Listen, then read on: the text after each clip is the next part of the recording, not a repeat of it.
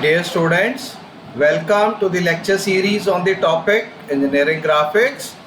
Today we are going to discuss about isometric projections. I am Dr. IPS Ahuja, Professor, Department of Mechanical Engineering, Punjabi University, Patiala. Now today's discussion will be about the isometric projections of the hexagonal pyramid, and let's read out the statement. We are required to draw the isometric projections of a right regular hexagonal pyramid, side of base 25 millimeter, and the axis height is given to us as 65 millimeter. Now first of all we need to draw the hexagonal shape, that is the geometrical construction of this hexagon, right? So first of all we are going to draw this hexagon, and once we complete this hexagon construction with h size is equal to 25 millimeter, then we are required to inscribe this hexagon figure in the rectangular shape, right? So the shape of the rectangle will be such that this is going to be the longer edge. So AB will be the longer edge, and this will be marked with the dimension is equal to x. Similarly, the shorter edge of the rectangular face will be having the dimension y over here. Okay, so these are the 6 points of the hexagon: 1 2 3 4 5 6. O and O1, they are the axis points, and O is the axis point at the apex or the vertex, and O1 is the axis point at the base of the hexagonal pyramid. Now how did we evaluate this particular axis point?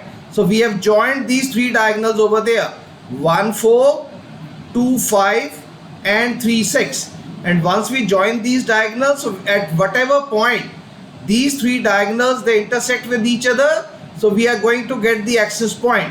And we already know that in the isometric projections the angles and the shapes, they are not preserved. So in this hexagon there will be only two lines, that is two edges will be there, 1 2 and 4 5, which will be lying onto the isometric axis, whereas the remainder 4 edges of this particular hexagonal pyramid, they are not going to lie onto any given isometric line. So these lines, since they are inclined to the base, we can check. So these lines, they are called non-isometric line. So the edges 2 3, 3 4, 5 6 and 6 1, they will be non-isometric. Similarly, all these slant edges, they will also be non-isometric. So we have to draw this rectangle to inscribe this particular hexagon, so that we can have the rectilinear transfer of all the distances onto the isometric projection. Similarly, the axis will also be located onto the isometric projections using the rectilinear distances. That is, this point O or O1 will be located once we measure the distance between corner A and the point E over here. And once we measure this distance, so the one center line will be drawn. Similarly, once we measure the distance between point B and point F, similarly I will be measuring the distance between point A and point E. So both the center lines will be located. So wherever these two center lines they are going to meet, so we are going to get the location of the axis of this hexagonal pyramid.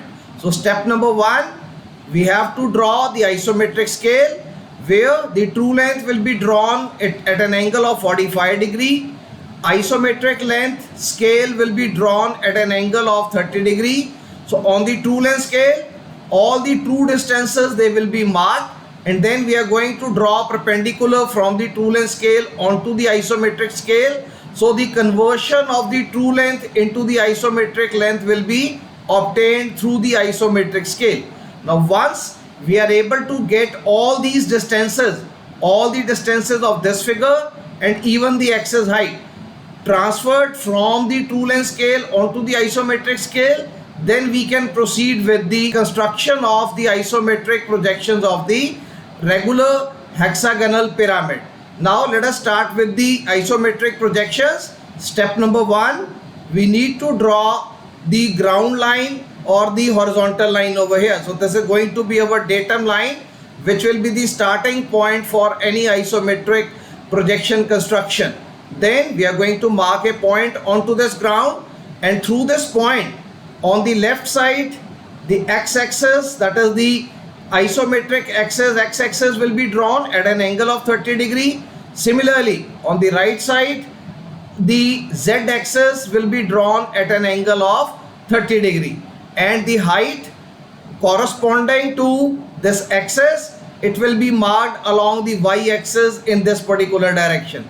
Okay, so let us start with the base, because this hexagonal pyramid, it is resting on the ground on its base. So the base is hexagonal, so we cannot draw straight away hexagonal base onto the isometric projection because of these non-isometric lines over there and the shapes and the angles, because the external angle over here is 60 degree, this angle is also 60 degree, right? So these angles, they will not be preserved in the case of isometric projection.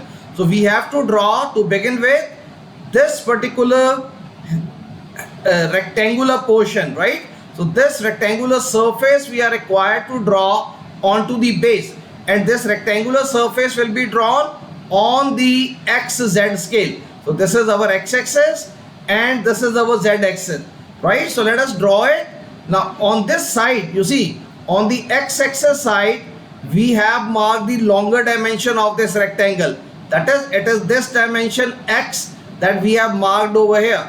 So the x dimension, once we mark it, so we are sure that 2 points of the base of the hexagon will be lying over here. So this distance is equal to how much? This is equal to distance x, which is corresponding to the base of the rectangle. Similarly, this is the shorter edge of the rectangular surface, which is inscribing this particular hexagon. Now this is my shorter side. So shorter side has been drawn along the z-axis. So this is my z-axis. So along the z-axis, please check, I have marked the shorter dimension of this hexagonal prism over there, right? And then once I draw this dimension equal to x along the isometric axis, that is the x-axis, and I mark this distance as y, which is drawn along the isometric z-axis, then these two isometric lines, they will be drawn, and onto these lines basically the other edges of the hexagon will be lying, and this line, this is parallel to the z-axis. Similarly, this edge, it is parallel to the isometric x-axis over there. So the base rectangle has been completed that we require to draw over here. Now let us mark the points. So the starting point was point A, this is point B, then you have the point C, and finally you have the point D. So this is A, B, C and D, and these distances, they are all isometric distances. That is this distance x and this distance y. So both of these distances we have marked as isometric distances. Now let us mark the axis point. So how I have been able to locate this axis point? Please check. From A, I have measured the distance of point E over here. So A to E distance is measured in the true scale, and then this is converted using this isometric scale, and whatever distance of A to E will be available, I have marked this distance A to E. So this is my point E over here. Similarly, from B, I have measured this distance B to F over here. So this is my point F corresponding to the axis. So this distance BF I have measured, and then from B I will be marking this distance towards, as I am moving towards point C. So this will give me the location of the point F. So E is located, F is located, and from E, once again, this axis line parallel to the Z axis will be drawn, and from F, this axis line or the center line parallel to the X axis will be drawn. So wherever these two axis center lines, they are going to meet, so I am going to obtain the center point or the axis point at the base over here. Now let us mark all these 6 points corresponding to the base, 1, 2, 3, 4, 5, 6. So please see, I have marked the first 2 points. So the first 2 points, they are points 3 and point F over there. So how I have been able to mark this? I have measured the distance from B to 3 and I have also measured the distance A to 6. So please check, distance of point 6 from point A will be equal to distance of point 3 from the point B. So B3 is equal to A6. Now same isometric lengths I have drawn, A6, this is isometric length. Then I have marked the remaining 4 points, because all these 4 points, they can be drawn by making only a single measurement. You check, A to 1 distance, it is equal to D to 5 distance. This is equal to C to 4 and this is equal to B to 2 distance. So even though there are 4 distances which are to be measured in the rectilinear fashion, but since all these 4 distances, they happen to be equal, A1 is equal to 2B is equal to C4 is equal to 5D. So since all these distances, they are equal, so you measure one distance and from all the corners A, B, C and D, so you can mark these distances onto the edges AB and CD over there. So once we have marked these 4 arcs, now I can mark the points point 1, point 2, point 4 and point 5 over here. So all the 6 points of the hexagonal base have been obtained. Now what I can do, I am not going to join them dark. Please check, I have joined them using the construction line. I'll see which one of these edges will be drawn dark and which one of these edges will be left as it is in the construction form once I join all these edges, corners with the slant edge over there. So now I need to work out the axis, right? So for axis, once again I have joined the 2 diagonals, so another axis point was already available, but just to confirm, I have joined the diagonal 2 with 5 and again I have joined the diagonal 1 with 4. So this will validate my accuracy of the construction of the base. So if this axis and these 2 diagonals, they wherever they meet, so if they are meeting at the same point, it means my construction has been accurate. Now once I obtain this axis point, point O1, that is, it is the axis point at the base of this pyramid. So this base point of the axis has been obtained, and now this is my center point of the axis. I know the axis height, so I have drawn the axis first of all. How much is the axis height? 65. So I'll evaluate the isometric distance of this 65 mm true length. So this will be this distance. You can see this is 65 millimeter. Now I will be marking this distance of 65 millimeter, and wherever this 65 millimeter is completed along this axis, so I am going to mark this point as point O. This is going to be my apex point, right? So this is my apex point, and then once I obtain this apex, now I am going to join this apex point O with the points of the corners of the base over here. So you can see, since the observer is going to look at this pyramid from this direction, so O1 is visible, O2 is visible, please check O3 and O4. So these 4 edges of this pyramid, they are visible to the observer. And now we will find that this edge O5 and O6, these are the 2 slant edges which are not visible to the observer, so we haven't darkened them. Similarly, the base edge 1, 2 will be visible to the observer, base edge 2, 3 will be visible to the observer, and base edge 3, 4 will be visible to the observer. And please check, the base edge 4, 5, it has been covered by this triangular face. Similarly, the base edge 5, 6, it has been covered by this triangular face and this triangular face. So the 3 base edges, that is 4, 5, 5, 6 and 6, 1, they are lying on the back side, so they are not visible to the observer. Now we could have omitted these base edges construction over there, or even these 2 slant edges, that is O5 and O6, but just to show the completion of the construction of the hexagonal pyramid, so we have shown even those edges which are not being visible to the observer using the construction line. So these will be the thinner lines. So just to show that we have completed the construction and all the slant edges have been appropriately joined. So you will be getting a proper feel of the construction of this hexagonal pyramid. But even if we omit these lighter edges, so even then the construction would have been complete. And another thing we must remember, whatever hidden edges are there, 4, 5, 5, 6, 6, 1, they should not be drawn with dotted line, because in isometric projections we are not going to use the dotted line. So instead of dotted line, we are only using the lighter or the thinner lines over there, just to show that all the features and characteristics of this pyramid have been appropriately captured in the drawing, right? So even the slant edge O6 and O5 should be drawn lighter in nature. No hidden line, that is no dotted lines should be drawn over there. So this is the complete construction of the isometric projections of the hexagonal pyramid, in which, please check, I had located the edge AB of the rectangle into this face, into the x-axis.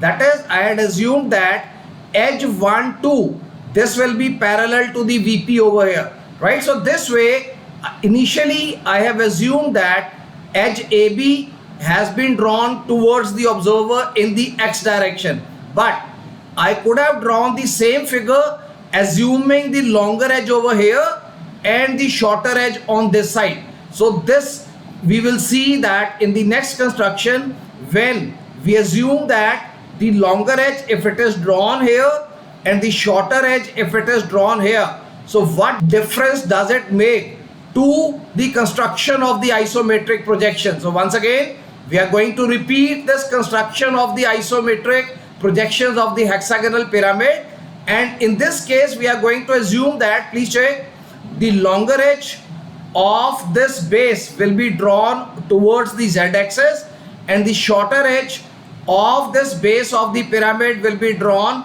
along the x-axis. So let us do it. So procedure we already know. So please check, this is the y dimension which corresponds to the shorter dimension of the rectangle, which is inscribing this particular hexagonal base over here.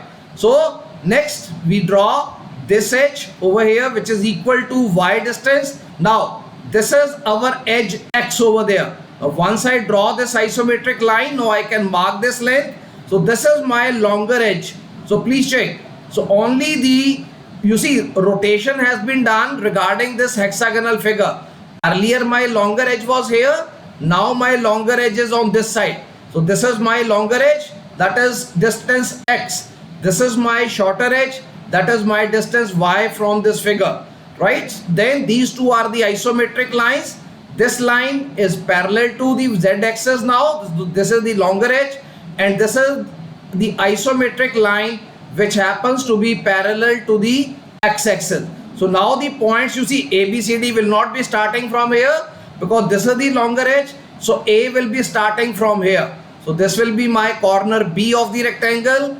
This is going to be my corner C, and this will be my corner D. So AD is equal to BC is equal to Y, AB is equal to CD is equal to X. Now let us mark the center points. So once again, distance of A to E. So please check, distance of A to E will be marked from here. Similarly, distance of B to F will be marked from this particular rectangular figure. So once we measure B to F and A to E, so two center lines, they will be available. Wherever they join, we are going to get the location of the axis point or the point O1, which is going to lie onto the base. Now next is, I am going to mark all these points of the hexagon. So please check, point 3 and 6, they have been marked. So point 3 will be at a distance of this one from the point B. So this is the distance of B and 3. So I will be measuring this distance. So B3 distance is equal to A6 distance. So then these are my true distances. So corresponding isometric distances will be worked out and they have been marked over there. So points 3 and 6, they have been located onto this rectangular base over there. Then next, all these 4 points, just like the earlier figure we have worked out. Why we have worked out all these 4 points in a single go? Because there is only one distance, A to 1. So distance of A to 1 is equal to distance of 2 to B equal to distance of C to 4. It is equal to distance of D to 5. So from all these corners of the rectangles, we are going to mark these distances on the interior side. So see, D to 5 is this distance, C to 4 is this distance, B to 2 is this distance, and A to 1 is this distance. So since the value of all these distances is equal, so in a single go we have been able to mark all these points. So once again, all the 6 points of the base, they have been evaluated. So I am going to join them light.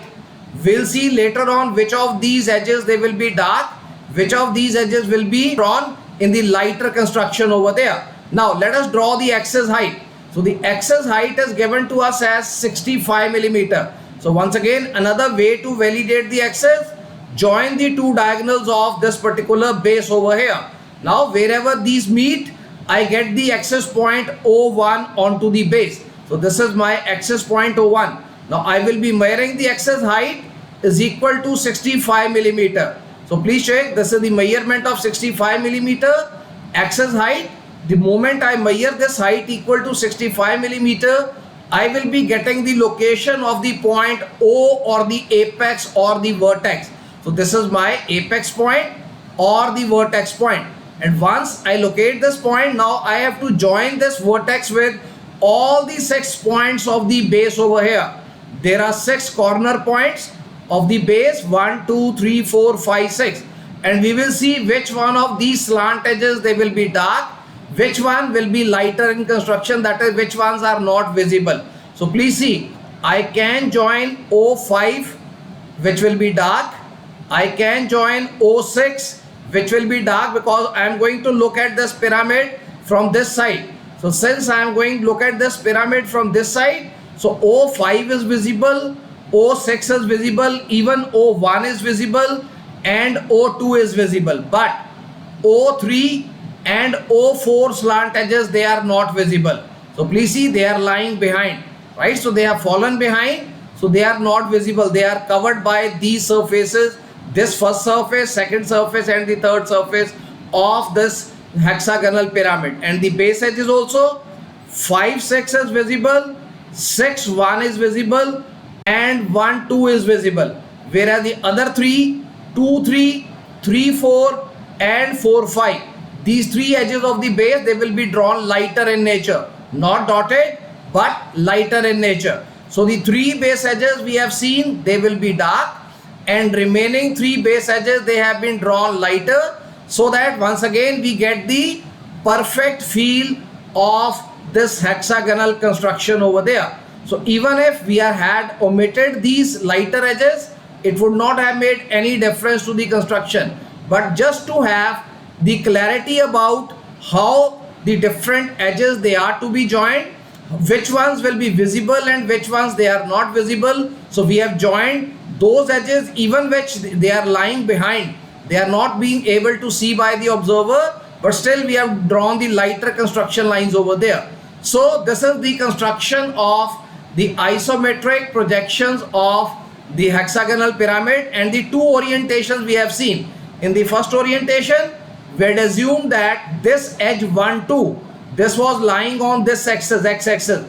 In the second figure or the construction, we have seen that even if this edge 1, 2 is lying towards the z-axis, so what type of shape will be obtained? Now let us compare these 2 shapes. So we can see that in the first construction, edge 1, 2 was lying on the x-axis, whereas in the second construction, edge 1, 2 happens to lie towards the z-axis. So more or less the constructions, they have been worked out to be similar over here. So in both these constructions, we have seen 2 slant edges, they are lighter in construction, and 3 base edges, they are lighter in construction, that is they are not visible to the observer. But there will be some difference in the 2 construction, that is the shape marginal changes will be there, right? So this is all about the discussion about the isometric projections of the hexagonal pyramid. So we will be continuing with the discussion regarding few more cases in the isometric projections in the coming lectures. So this is all for today. So thank you very much. Thanks a lot.